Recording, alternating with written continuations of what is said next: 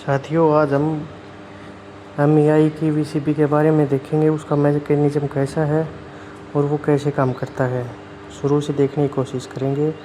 आपको अगर अच्छा लगे तो चैनल को लाइक करें, सब्सक्राइब करें और शेयर भी करें। और अगर उसमें हमसे कुछ गलती रह गई तो उसके लिए कमेंट भी करें, आप उसको करेक्ट कर सकते हैं। तो ये होती है वीसीबी। इसमें हम इसको फिंगर बोलते हैं। ये बस बार है। तो ये फिंगर क्या काम करती है कि ये अंदर इसके, जैसे कि बस बार के अंदर घुसती है ये ट्रॉली, तो ये पकड़ने का काम करती है। इसके अंदर ब्लेड चली जाती हैं, तो हम ब्लेड बोलते हैं। इसको क्लस्टर कहते हैं। क्लस्टर होते हैं ये बहुत ही हाई पावर के। तो यहाँ से सप्लाई जाती है, इसके थ्रू इसमें आती है। इसको इंडक्टर बोलते हैं। इसी में होता है सारा काम, ऑन ऑफ की सिचुएशन इसमें होती है। ये वैक्यूम होता है, ठीक है। इससे वो दिखाएंगे हम अंदर से कैसे ऑन ऑफ करते हैं उससे। तो इसके बाद में यहाँ से आके ये सप्लाई बस बार के थ्रू केबल बॉक्स के और अंदर चली जाती है। ये अगर जब लगाते हैं तो ये इंसुलेटर होता है, ये ऑन ऑफ करते हैं तो ऊपर नीचे होता है। ये तीनों RYB की ऐसी होती हैं। ये जो होता है ये ट्रॉली को रैक आउट करने के काम आती है। तो यहाँ से अंडल लगा के इसको तो इसको अंदर घुमाते हैं और बाहर करते हैं। ये जो होता है इसको प्लेंजर बोलते हैं। ये क्या काम करता है कि ये वायरिंग से जुड़ता है, मतलब ट्रॉली मेन सर्किट वायरिंग से जुड़ती है, ताकि ये इंडिकेशन दिखा सके ऑन ऑफ की या ऑटो ट्रिप हो सके। ये ऐसा है। और इसमें क्या होती है, ये ट्रिपिंग कॉइल होती है।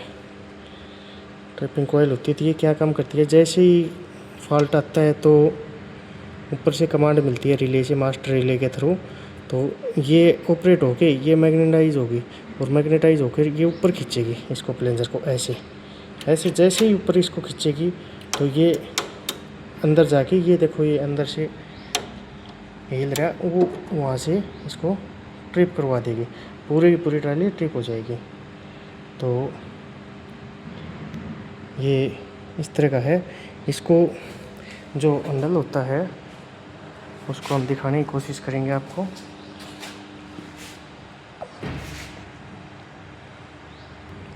बेसिकली हमारे पास दो अंडल होते हैं इसके। एक तो ये रैक इन रैक आउट करने का होता है।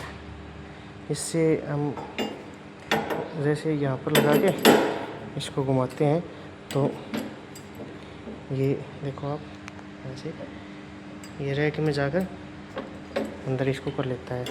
दूसरा ये जो अंदर होता है ये इसको ऑन ऑफ करने का काम आता है। ये देखो, जैसे इसको करके हम स्प्रिंग चार्ज करते हैं ऐसे घुमा के, तो स्प्रिंग चार्ज हो जाता है। उसके बाद में हम इसको यहाँ से क्लोज करवाने की कोशिश करते हैं। ये देखो ये हो गई क्लोज। क्लोज में होता है। और यहाँ से इसको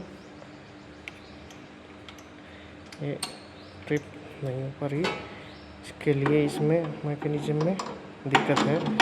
तो इसको चार्ज कर लेते हैं। स्प्रिंग चार्ज जैसे ही होता है फिर ये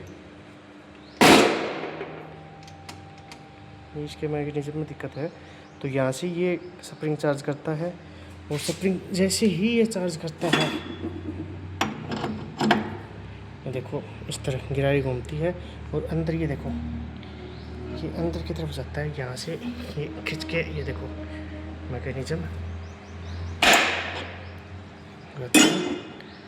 और यहाँ से हम क्लोज करते हैं।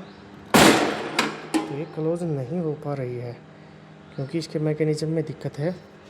साथ ही ये मोटर होती है, ये जो ऑटोमेटिक चार्ज करती है, ये तो हमने मैनुअली चार्ज की।